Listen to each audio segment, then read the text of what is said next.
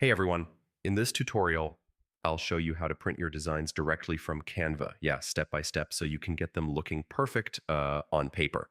First, sign into your Canva account using your email or Google login, whatever you usually use. Make sure you're on the correct account where your design is saved. Next, open the design you want to print. You can click on any project from your dashboard or use the search bar to find it quickly. Once your design is open, click on the Share button at the top right and then select Print.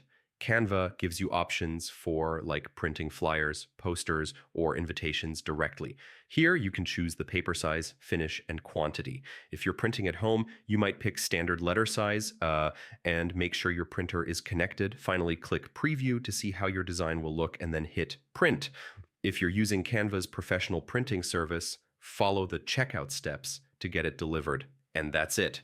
Your Canva design is ready to print. Yeah, whether at home or professionally, don't forget to like the video and subscribe for more quick tutorials.